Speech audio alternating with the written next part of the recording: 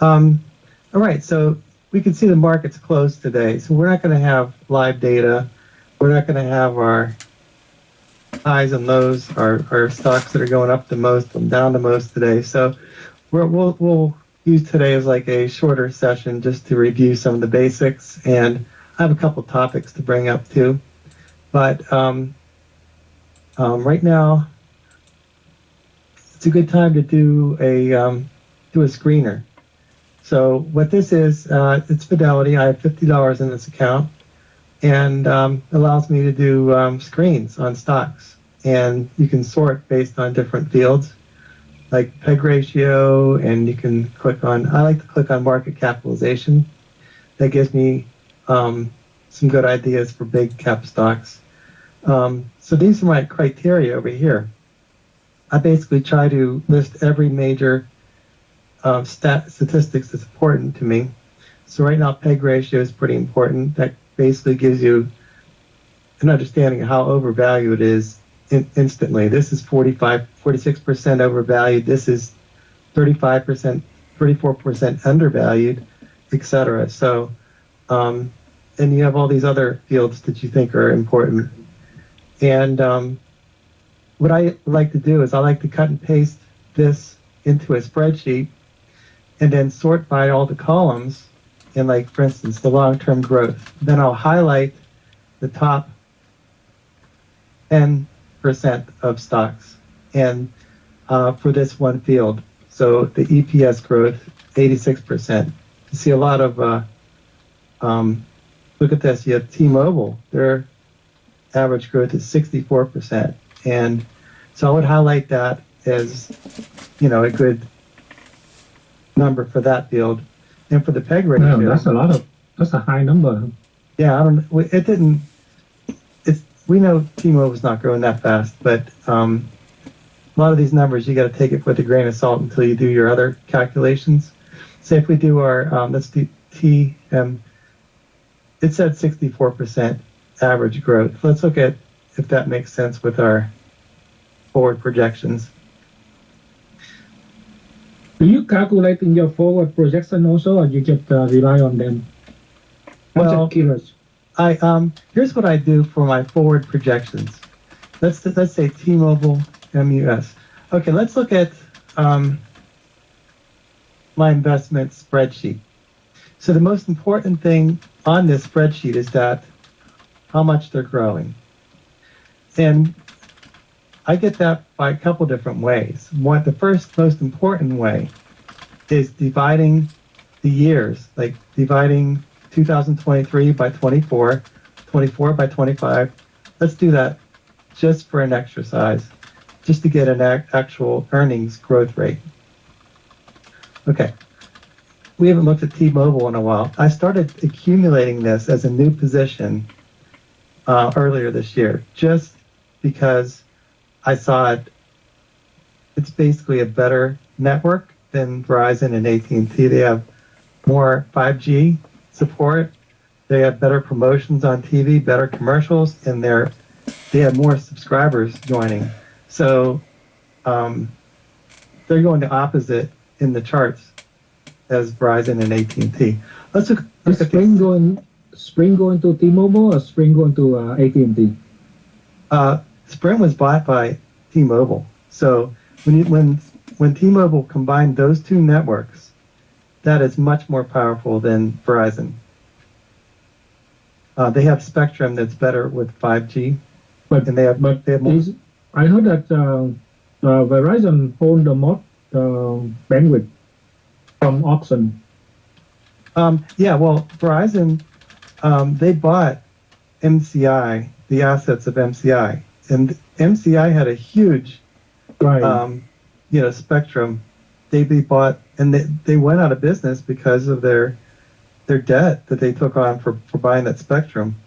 So Verizon, that was 20 years ago. They bought MCI, but that's how Verizon actually got an advantage for quite a while. Okay, let's see, 23 to 24, they're growing at 29%. Let's say 9.65 divided by 12.35, 22%. 12.35 divided by 14.5, 15%. So they're growing around 20% a year.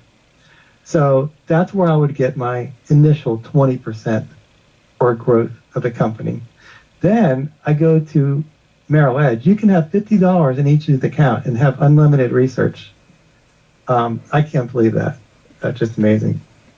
I would think eventually they'll make you make a trade or something. Okay, so let's do research. Merrill Edge gives you this.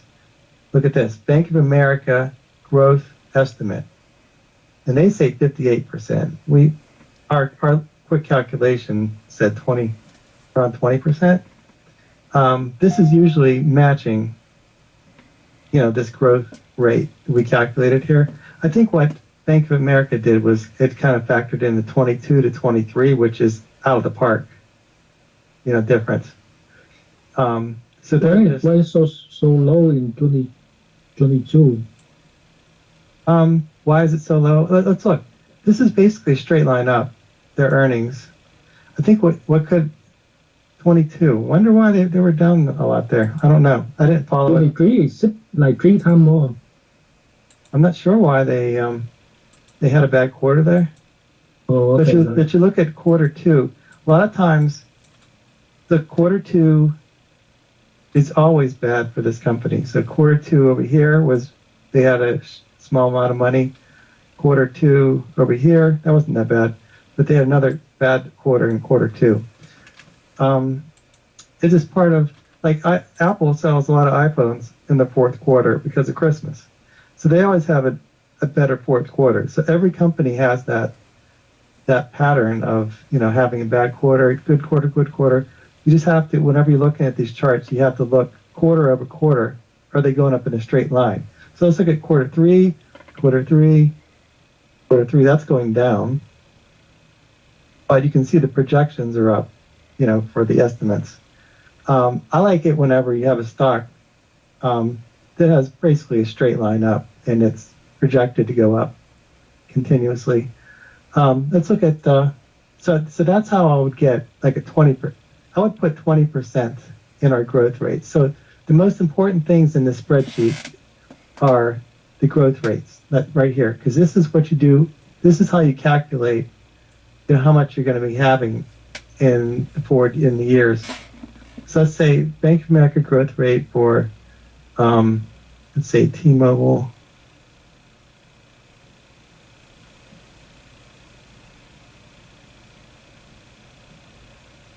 Okay, let's do Google just for fun. Okay, Google is growing, let's say, at 15%.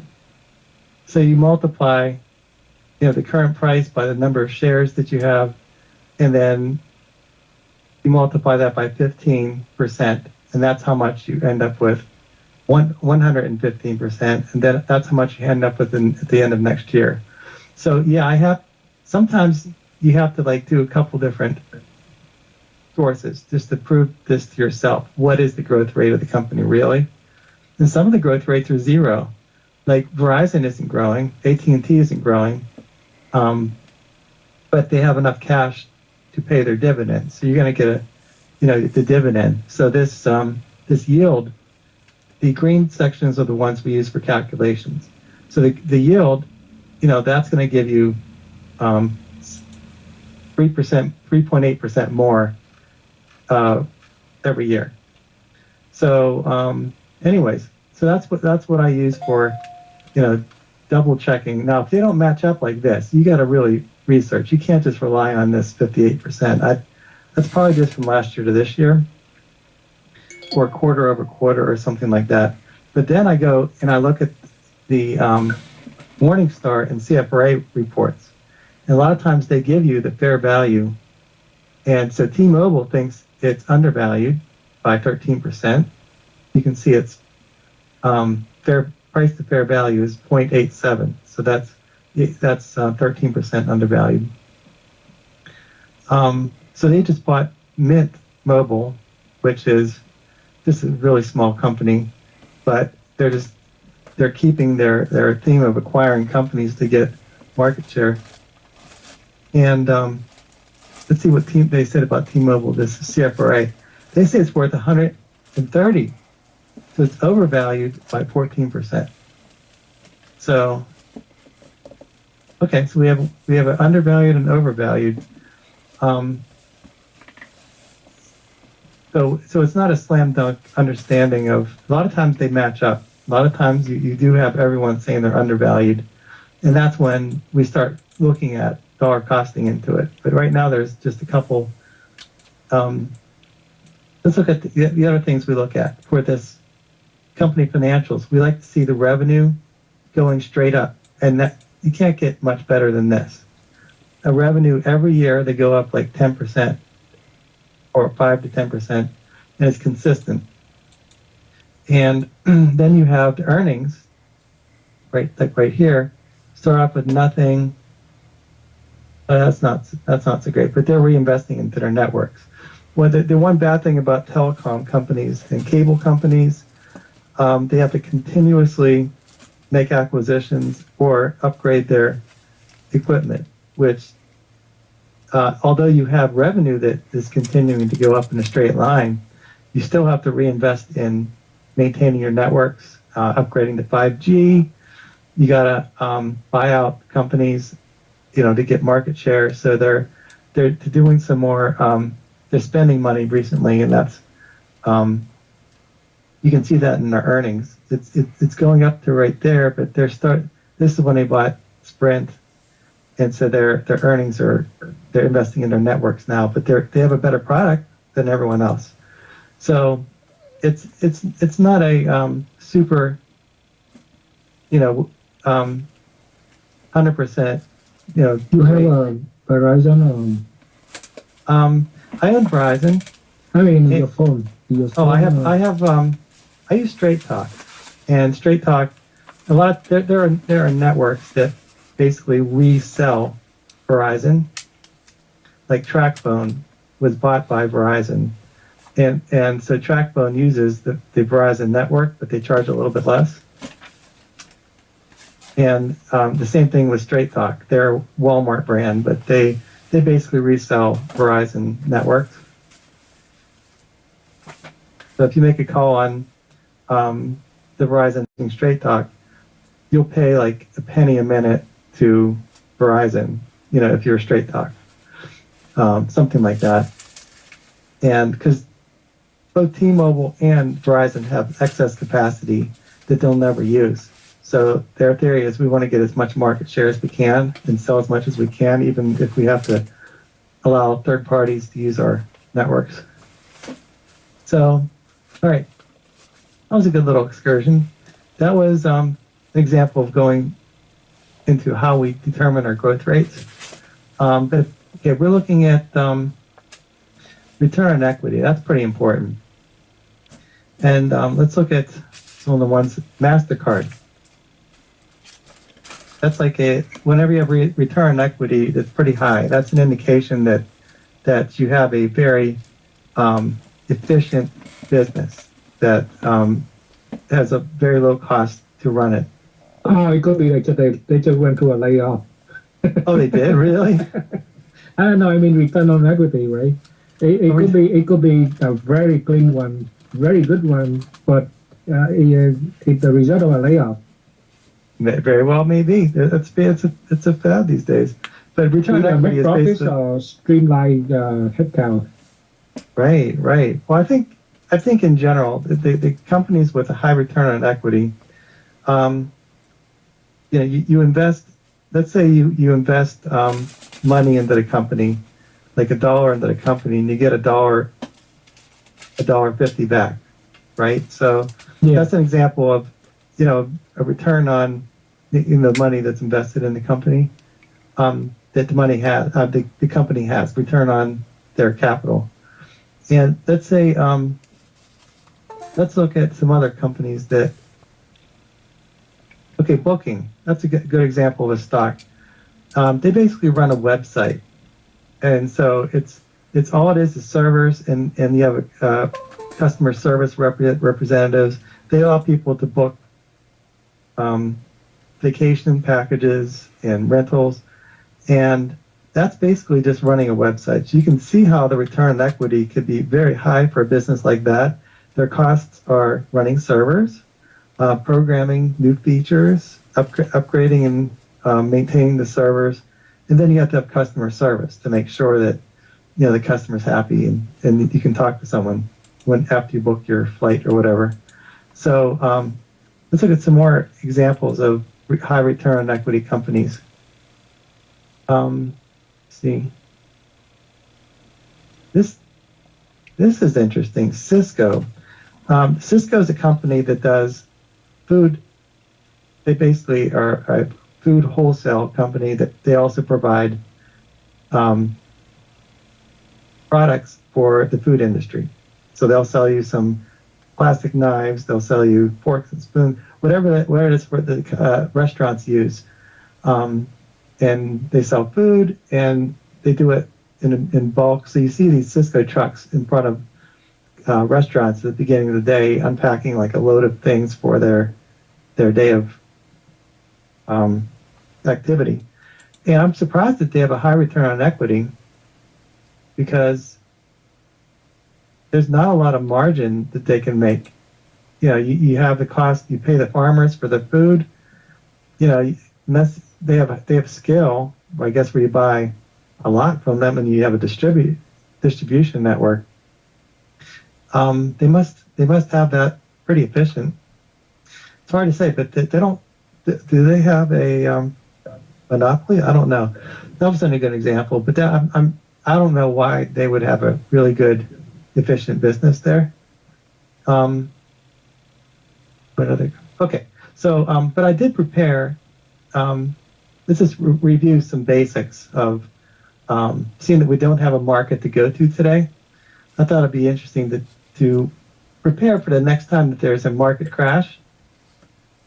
When there's market crashes of like 20% in a day or 10% in a short amount of time,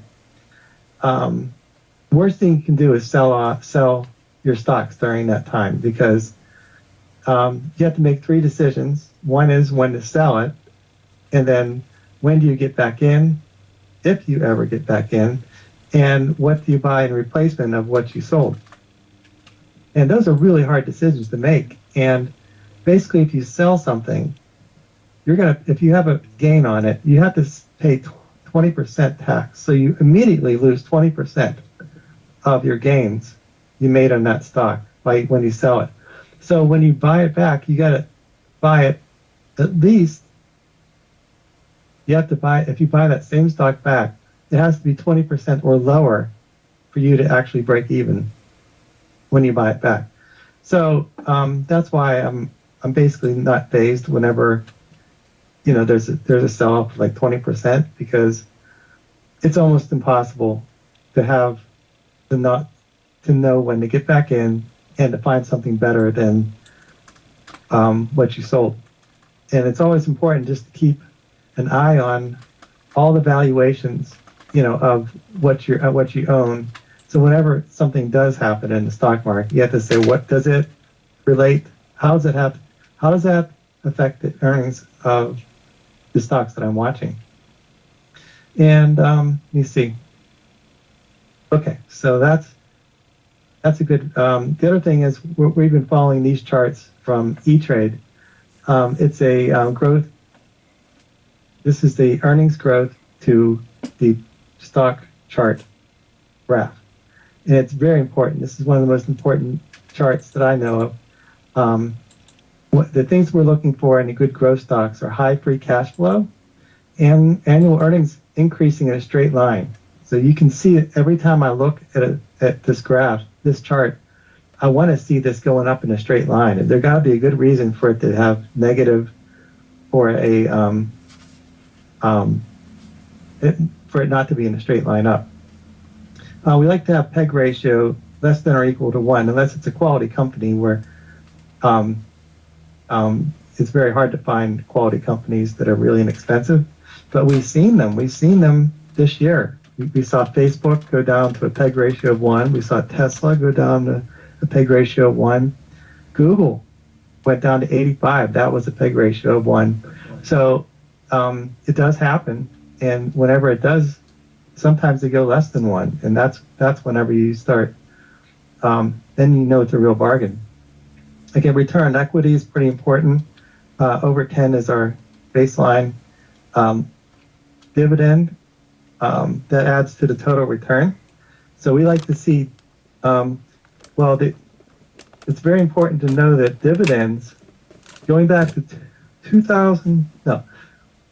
1912, they did a study, 36% of your total return is dividends if you reinvest your dividends. So that means if you have a 3% dividend in a stock and you reinvest it in the company, and at the end of the time period that they're checking, a good portion of your return, 36% of your total return, is reinvested dividends. So that's why it's important to check for dividends when in a stock you're looking at. And transparent, predictable earnings growth streams, and little or no debt. So I'll show you an example of debt. I'll show you an example of each of those in Yahoo Finance. Let's look at Verizon. This is an example of a stock with a lot of debt. Okay, let's look at the statistics. All the phone companies have pretty low price to earnings ratio. This one has a price to earnings ratio of 8. PEG ratio, it's pretty big. They're not growing at all. What Yahoo Finance says, they're growing at 1%. And so they're 7 times overvalued. But what the important part of this is, we're going to look at the total debt, which is $181 billion. So that's compared to T-Mobile. Yeah, I don't know if T-Mobile has any debt, but they did a bunch of acquisitions, so they probably have some debt. But this is very dangerous. Whenever you have the total debt of 181 and the market cap is less than that total debt, that means that they pay a lot of money to service to borrow money and then reservice that debt. And the higher the interest rates go, the harder it is for this company to pay that debt. And but this good debt and bad debt, right? If they borrow money to buy or spend in the business, the fundamental bandwidth and stuff like that. So that would be a good debt, right? That would be generating money and stuff. So that's not necessarily a bad thing, right? The problem, not in itself. If there is something called, if you buy something or you invest in something and you get an immediate return, that is definitely a good use of debt. Okay, they say that's immediately accretive. Did you ever hear that word accretive? It means that, it's immediately going to be adding to the value of the company and giving you back. Not so much in the business world, right? When you invest into R&D, it's a good debt. It's not going to immediately give you a return, but it's going to give you a return in long term, right? So that's in theory, right? And some investments don't pan out. If they buy a bandwidth, if they purchase a bunch of bandwidth, and become monopoly in that, they can dictate their term and lease out your bandwidth to other T-Mobile and Sprint. That's right. That's a good debt, right? Though they're not going to generate income right away because but it would be hard for T-Mobile to steal market away from Verizon in terms of the bandwidth, Right. There is a debate though, because MCI did that 20 years ago. They bought. Right. They had more bandwidth than any other company. Yeah. They had too much debt. Now look at the chart of Verizon though. It's let's see. Let's look at the long-term chart. Okay. So what's happening is they're losing subscribers. And as they're losing the revenue that's coming in to T-Mobile mostly, as they're losing customers, they're increasing their debt. And so they're not really repaying their debt. So they're if you get to a point where you you have less money coming in and um, you have to pay the debt that has increasing because of the interest rates, then you have then they have to start reducing their dividend payout, and then they lose shareholders because people don't want to stick around. Just like AT&T, they reduced their dividend, and then they stock dropped like a rock because there are companies that they bought it for the dividend. So that's kind of the trajectory that Verizon's in right now. That's why it's so important. It's a difference between Verizon and AT&T. AT&T is almost like a conglomerate. It ventured to multiple different business and stuff, and it had to scale down. So it has a fundamental problem. So it's not just too much, or into too much debt assets, not too much into spending too much into future investment, but rather it had its own fundamental problem in its focus of business, the core business. Verizon doesn't have that kind of problem that AT&T has, right? AT&T used to venture into content producer, but Verizon doesn't. Right, that's true. So anyway, that's why you have to look at the total debt on a company. There's something called a debt to equity ratio. This isn't always right, but it's very important just to compare the total debt to the total market cap. When it's close to the market cap or more, the debt, then you gotta say, okay, that's unless they have a super good plan, it's dangerous. So okay. Can you look at the Intel? Oh yeah, let's look at that. This is this is a stock that's been has been out of favor for quite a while. Just made a little comeback. Let's look at the chart on this.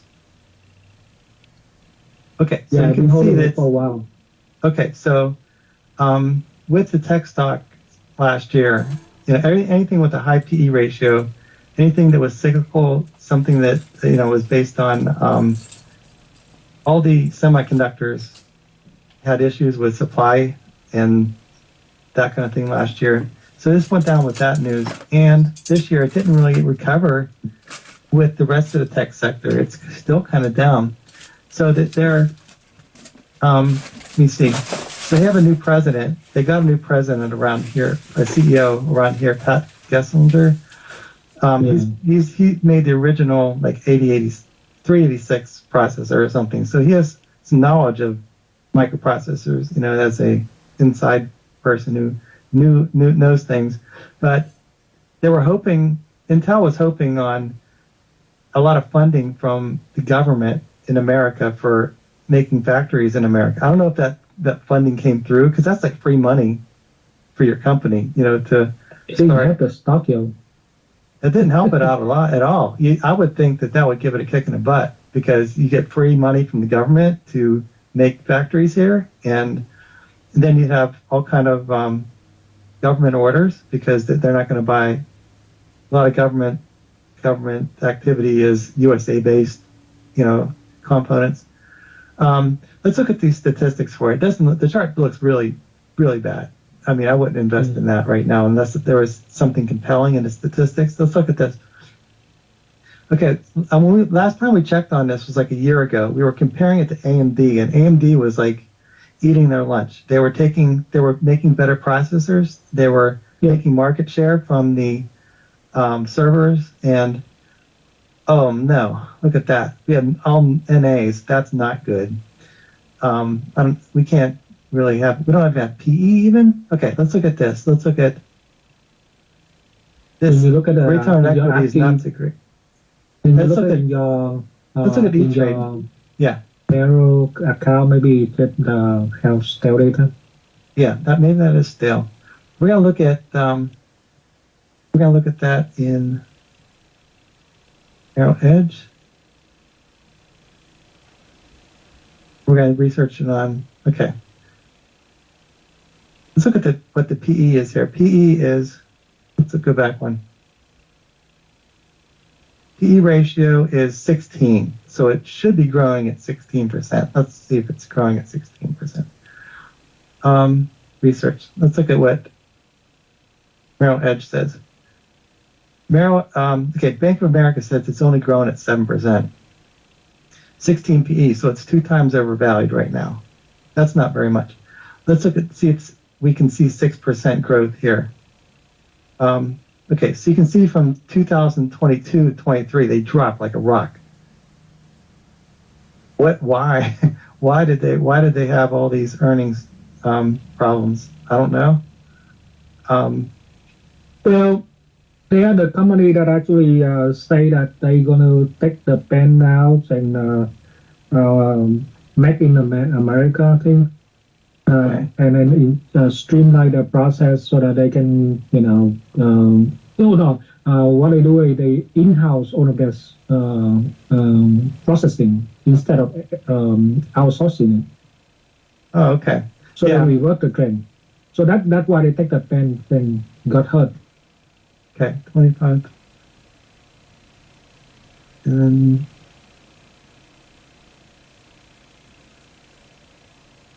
okay, so the problem with Intel was they outsourced a lot of their manufacturing to Taiwan Semiconductor, and so now they're taking a hit, I guess, from 2022 to 23 to move their manufacturing to America and to kind of invest in factories and stuff like that. So you have, this cost of doing that. I guess that's what this is. This negative numbers. And then, so they're growing around 30% for the next 3 years. 30%? So that's what it says, 70% between 23 and 24, if you believe it. Then 25%, then 30%. So we just had some. If you average 22 to 24, it's flat. So I wouldn't count this as a 70% growth. It's back to normal. So it's 0% growth between 22 and 24, then 25% and 30%. Does that make sense? Yeah, makes sense. Okay. I make that calculation when they decided to undo the outsourcing and bring all the thing back to their America. So I was stopped back then, but I've been holding for a while. Okay. Well, I think the thing is, it doesn't seem to be very consistent over time. When you have drops like this, and I like to have a straight line up. The beginning period is when the new president come in, right? At the beginning period, when they actually roll out a new restructuring process or plan, right? So that's I count at the beginning, and then they are going through it right now. So hopefully, that's for long-term investment. Yeah. So both Morningstar and CFRA have a hold on it. That's like sell, don't buy it. That's basically what that means. Fair value is just right where it's at in Morningstar, and CFRA says it's overvalued. There's nothing exciting about this for me, because look, free cash flow negative in 22. It's so radical. It's up and down. It's not consistent. We like to have like a straight line up, for revenue. Look at 50. It's all kind of flat, not consistent. Okay, so that's not very exciting for me. Okay, sounds good. I saw them recently, yo. Oh, really? Okay. Buying back. Yeah, I don't think. Yeah, it doesn't seem. We like to see this in a straight line up, right? And it doesn't match. It's super overvalued, like maybe two times overvalued. It doesn't have the return on equity. It doesn't have. It's not predictable and transparent. It's all based on how much, how the economy's doing, and whereas something like Apple has constant amount of App Store sales, regardless of what's going on in the economy. And, Google has people visiting every day, regardless of the economy. So you have a little more consistency in some other stocks. But then you agree that when they finish their transformation, right? So basically, they have much more control in the process because they're gonna take everything in house again. Well, They will have an advance over their competitor, right? well, one problem with that is they might not be as efficient.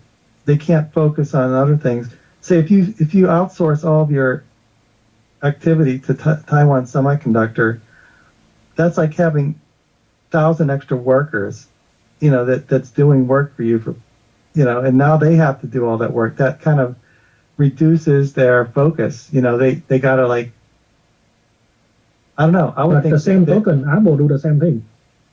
perhaps, yeah, the Apple's basically they're making their own Apple create their modems for own their processor, so they're they making their own do everything in processors. house. Right. They're trying to pull over time. They're making the components themselves that they outsourced before. That's so that they don't have to pay those people. But that could be could be a good strategy. It But is a good strategy. Both of them doing the same thing. And Apple now they can basically can dictate what coming to their MacBook right, product. right. Yeah. So if you have more control over that, you definitely, and they have the potential of buying companies, because if they could buy a company that makes something, then they don't have to pay them to manufacture it. I'm going to go over quick the stock market calendar because it's almost earnings season. I put gray markings are some important earnings dates. So what's happening right now is we're next week we're going to start the earnings announcement season, starting with J.P. Morgan. One problem with this is all the banks are having problems with net interest margin, keeping customers. So we all have bank accounts. We all have checking accounts. You get paid nothing in checking accounts.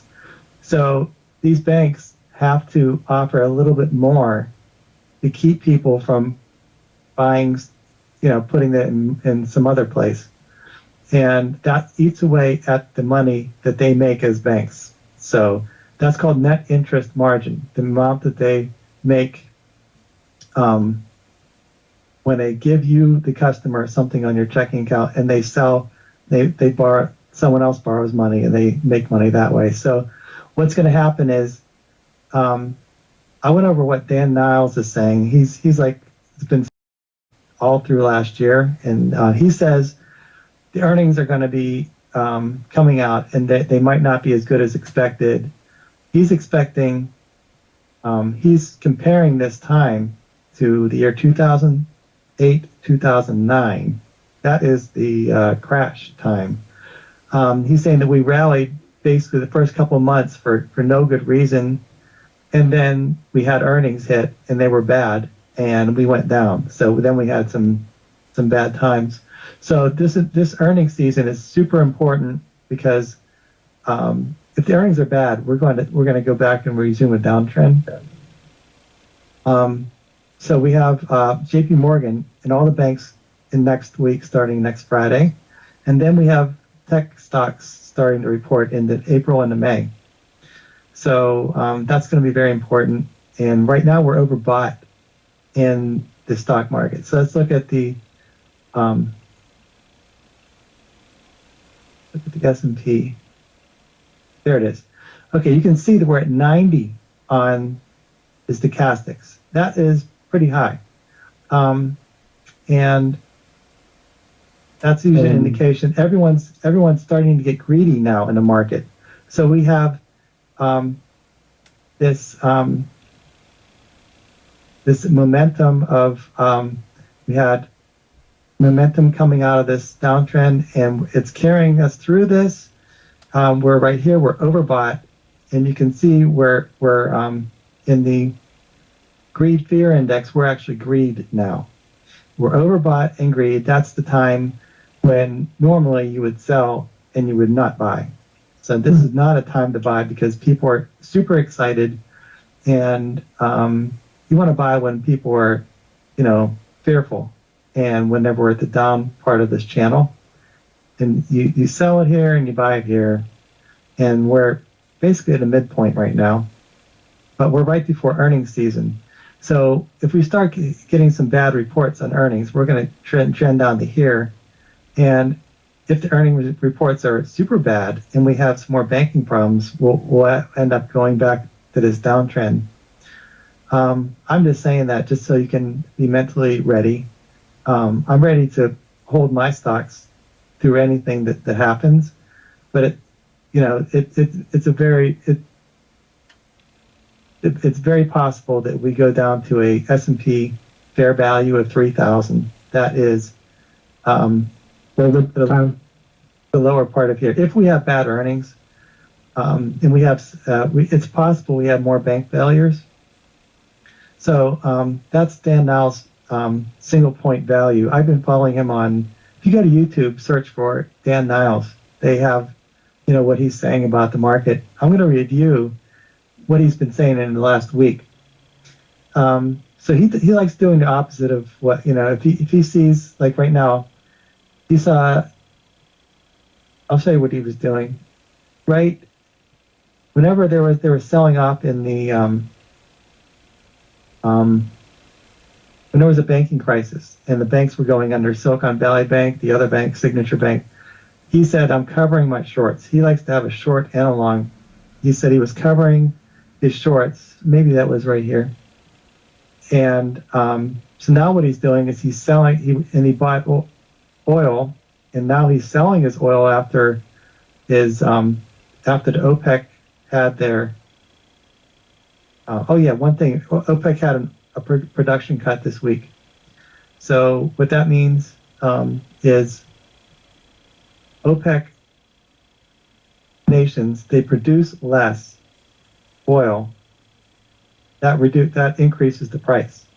And they might be doing that because the global economy might be slowing down. So they sell less, but they charge more for it. And that's how they always tend to make the same amount, in the end. Why is that legal? I don't know. Okay, so because you have no choice. You have no choice. That's the one oligopoly. A bunch of people getting together to price a market together. That's the only two industry where they do that: oil and grain. Price. Grain, really? I didn't know grain was allowed to do that. Yeah. Okay, so he's basically saying, there's a CNBC interview. I put the link right here. This guy's really good. He says, will tech continually lead? He's basically at this time shorting banks because of that net interest margin issue that I mentioned. Because banks they have to offer more for people to keep.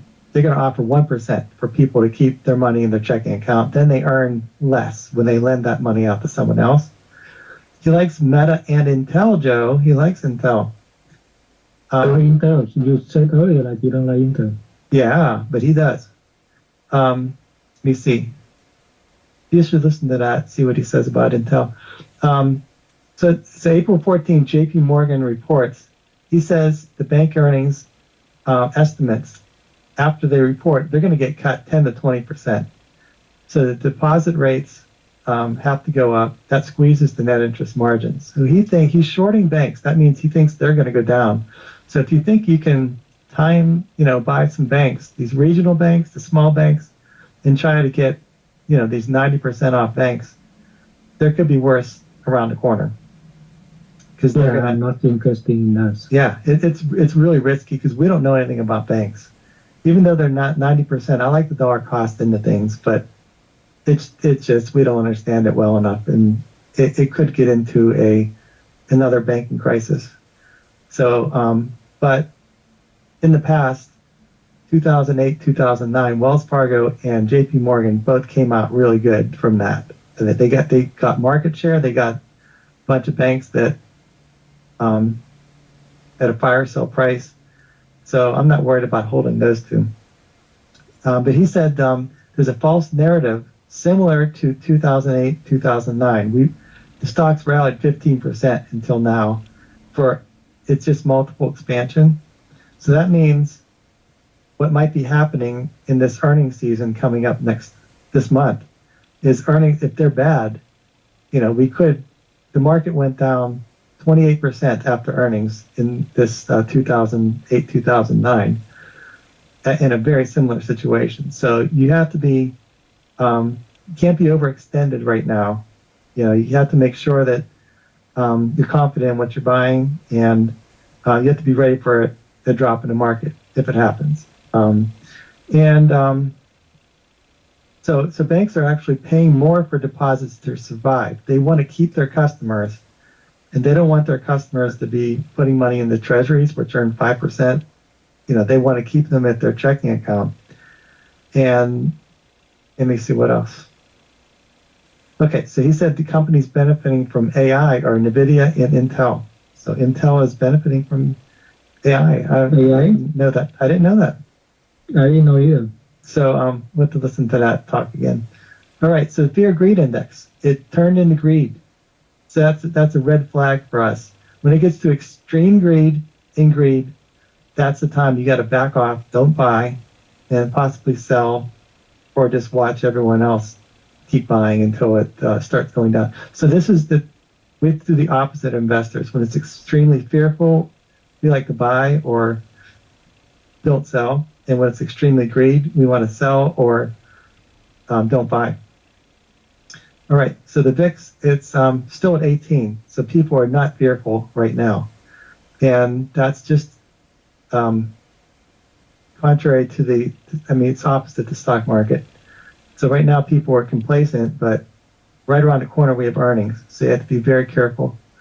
Other things I mentioned here, I found Johnson & Johnson is still trying to settle their tax claims. Their talcum powder cancer claims.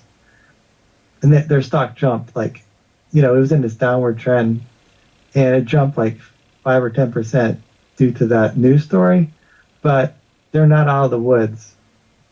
That still has to be, that isn't all the people that are suing.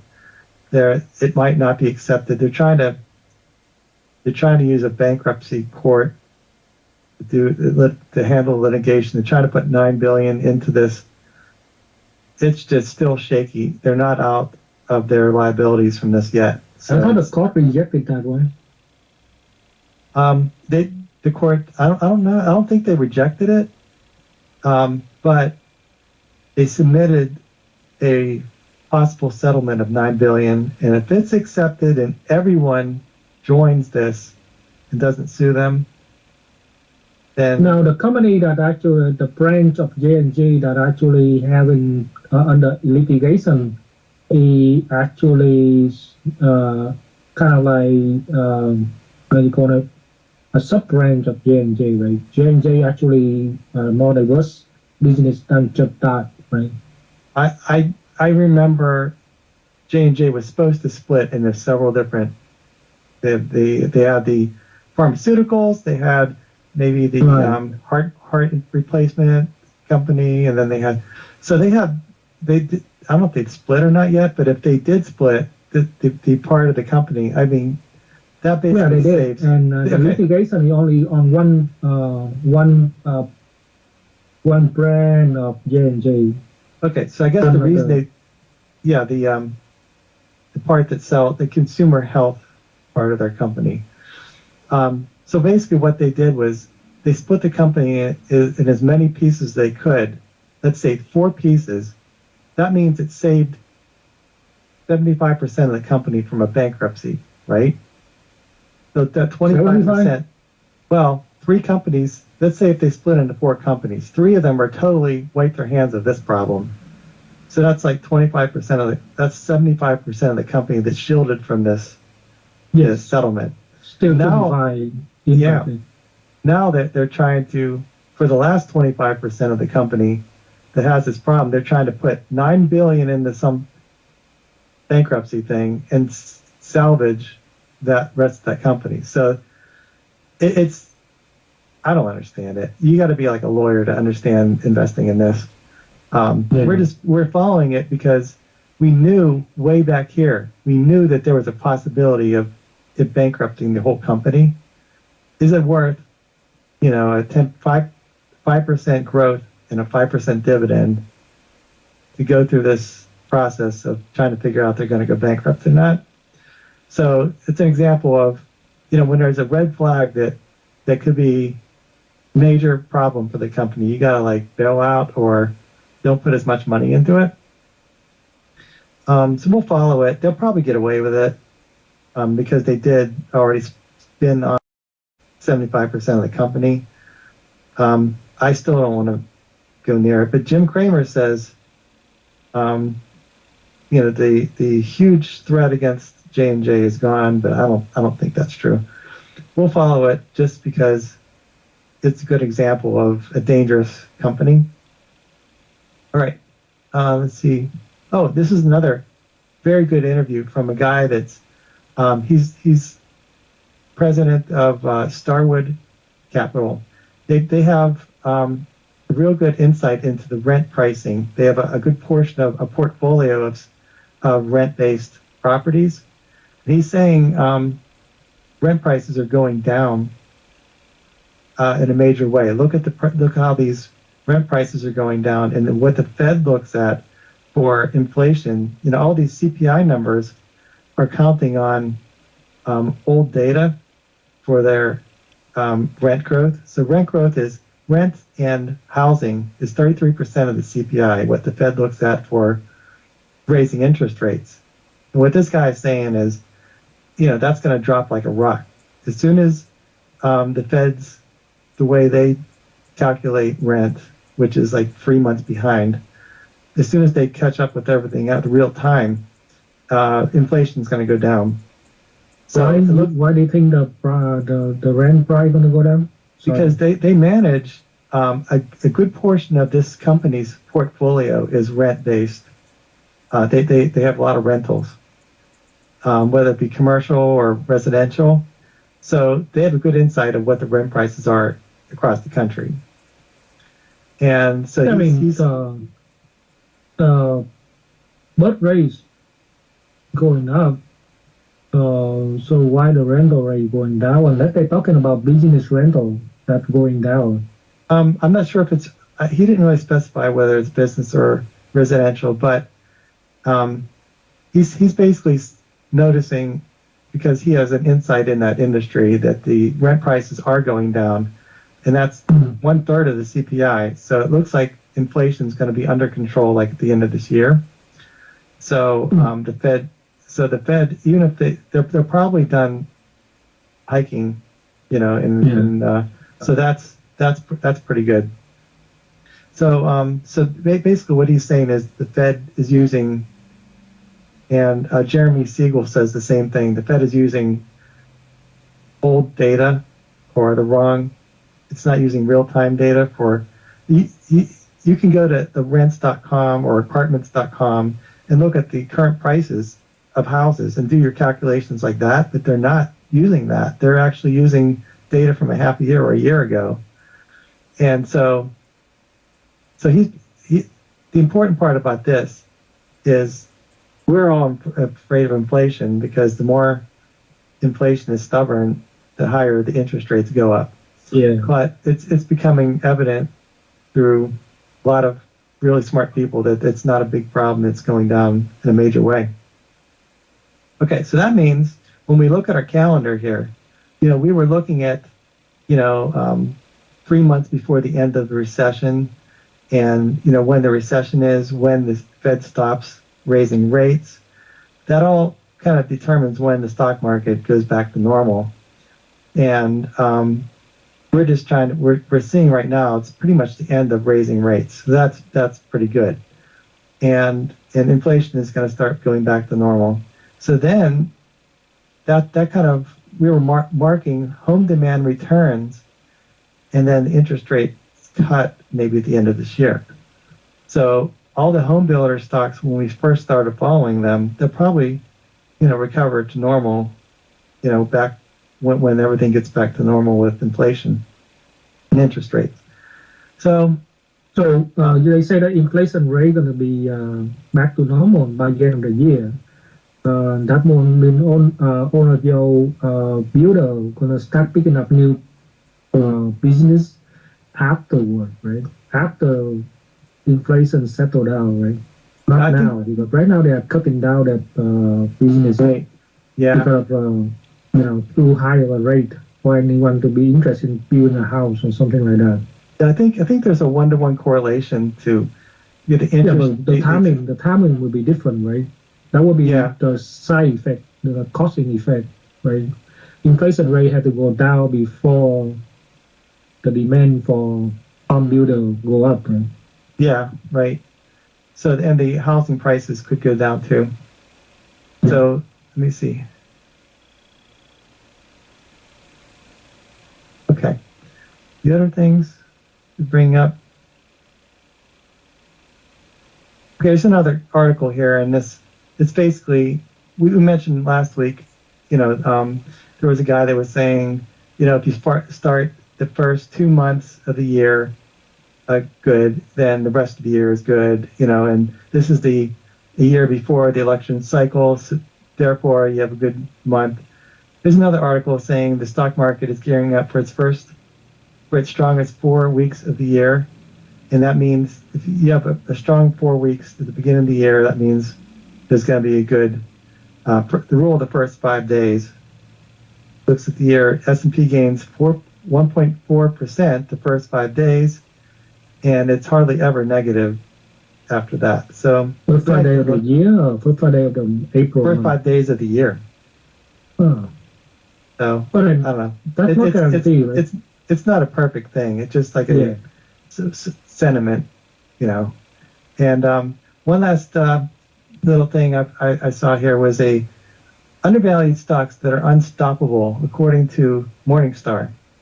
I looked at all these. It was very interesting. The unstoppable ones here. A lot of them are banking.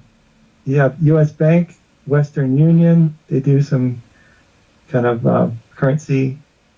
You have Wells Fargo. The theme here, TransUnion and Equifax was on here too. It got chopped off. Okay, so we had a theme of right now. Financial stocks are out of favor, and so we have. What I did was I said, well, if this is 39%, we're going to go through. Anytime you see an article like this, you got to do your own research. You just can't trust this 39% undervalued. You have to make sure it makes sense to you. So what's TransUnion? We're going to go over two stocks real quick. TransUnion and Comcast. TransUnion is it's a rating agency, so it gives you a credit score. They keep track of how people do make their payments, and they give people credit score so that they can buy a house, and they give it a certain rate for people. So if you have a credit score of 800, then you get a better rate on your loan. And there's only 3 of those in existence right now. It's really hard to be one of those. So they have like a triopoly, and so that's why they can raise their margin. They can get better. They can make more money, be more profitable every year because they can just improve their efficiencies. This Comcast is another company that's their media company, very similar to AT&T. They're a media company and they do internet. So they're a direct competitor of AT&T, but they do most of their.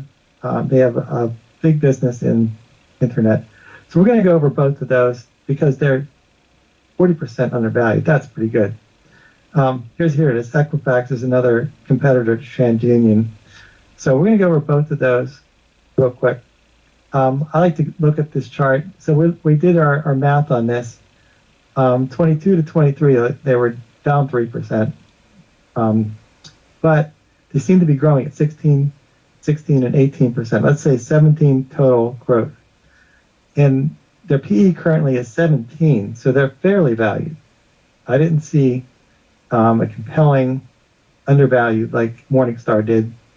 They are a good thing about them is they have a triopoly. So they're like a monopoly. There's only 3 credit agencies that you can go to, and they have a large moat because there aren't going to be any more credit agencies because it's really hard to get all this information on every customer in America, and they have overseas too. So I looked at their numbers. We like to look at the total debt to market cap. So they have $6 billion in debt minus the cash. It's like $5 billion, and their total market cap is 12. So that's half of their market cap is in debt. They have some debt from some of their media acquisitions. So it's going down over time, but it's still something to keep an eye on. They want to get rid of that debt over time. So if you're following the stock and you're interested, you want this to go from 5.8 to 5 to 4, so they can get rid of that. And because at times when you're raising interest rates, that hurts this kind of company. The 4 PE is 16, and PEG ratio is 1.3. So it seems like Yahoo Finance thinks it's growing at 12% because it's 30% overvalued. It's 1.3. Profit margin isn't that great. It's 7%. We like something around 10 to 13%. And return on equity isn't that great either. It's 6%. We like 10 to 13%. So it's not that compelling of a situation. I wouldn't think it's undervalued. All right, so let's look at TransUnion this is Morningstar. It thinks it's worth $101 a share, so it's 40% undervalued. You have a wide moat. That's probably because there's only 3 of these in existence. Equifax, Experian, and TransUnion are the big 3 credit bureaus. So they've been able to generate margin expansion over the period several years. Margin expansion means their profit margin. Let's say 3 years ago it was probably 3, and this is getting higher every year. And that's what you have to look at. If you're investing in this and you see this growing over time, that is the thesis that Morningstar says they're undervalued. All right, that's not that compelling of a situation for me. And on top of that, we look at CFRA as a triple check. And they have a strong sell on this. And so they have valuations negative, quality negative, growth is not neutral, financial health is negative. I think this is because of their debt. Maybe the price momentum, street sentiment. So it's not compelling for them either. So I'd say that's stay away from that one. Okay, that's TransUnion. Okay, this is Comcast. Okay, Comcast is, let me see, they have a PE of 10 and a PEG ratio of 0.71. So Yahoo thinks that it's growing around 13 to 15% because they're 30% undervalued. Profit margin is 4. That's not that great. That's half of what we want. And same with return on equity. That's half of what we want too. So let's look at their earnings estimates. So they're growing around 10% or 12%. So 11, 9, and 13. So that's 12%. The P is 10, so the PEG ratio is 0.83. So they're 17% undervalued. The positives are they have a consistent cash flow. They have people paying their subscriptions every month. So I pay $69 a month for their service, and that's almost guaranteed because people don't cancel that very often. And they're getting into streaming, and the negatives are there's a high cost of capital to maintain the networks. So you see their trucks out everywhere trying to maintain their lines when it's bad weather or whatever. So that's capital intensive. That's the same thing with AT&T and Verizon. They all have that infrastructure maintenance and upgrading that they have to maintain. So that's not that compelling of a stock either, because if it's 17% undervalued, let's look at this. Yahoo thinks it's 30% undervalued. Let's look at what the Morningstar says. They think it's 23% undervalued. And this is CFRA. They say it's overvalued by 11%, 12%. I looked at these numbers that we like to look at. Free cash flow, it's It's basically going up. Not that much, but it's still going up. It's not like inconsistent. So it's very consistent. The one interesting thing about this, the high and low PE ratios, it's averaged a PE ratio of 20 for the high, and the low is around 15 over all this time. And now it's like half of that. So it's trading for a discount. It's usually trades at a PE of 15 on average, and it's trading right now at 10 PE. So that's like a discount to its normal trading range. That's why they say it's selling at a discount to itself, because it usually trades at an average. If you multiply these two together, it's like average of 16 over the year, and right now it's a 10. So that's why Morningstar probably says it's undervalued. And revenue is going up in a straight line. That's really good. So that was good exercise. Just to remind you, this is the last slide here. We're getting to a point where we're greedy, and people are losing their fears. And just when that happens, we're going through earnings season. If we have any hiccups, the banks are going to report, if they have some major problems, we'll end up being in capitulation mode or fearful mode, and we'll be back down to despair. And we're going in, but that all could happen during earnings season. That's what Dan now says. So I'm ready for that. Are you ready for that, Joe? As ready as I can be. All right. That sounds great. All right. If you're in the market, you can only have finite way to move. Yeah, you're right. Okay, well, I think I've used more time than I should have, but that was fun. All right. Thank you, Greg. Yeah. You have a good weekend there. Have a good holiday weekend, and I'll see you next time. Oh, thanks. What holiday weekend? We don't have a holiday weekend. Oh, well, this is a stock market holiday today. There's no stock market, so we're... Oh, okay. Okay. Thanks. All right. Have a good weekend. Hey, you too. Talk to you later.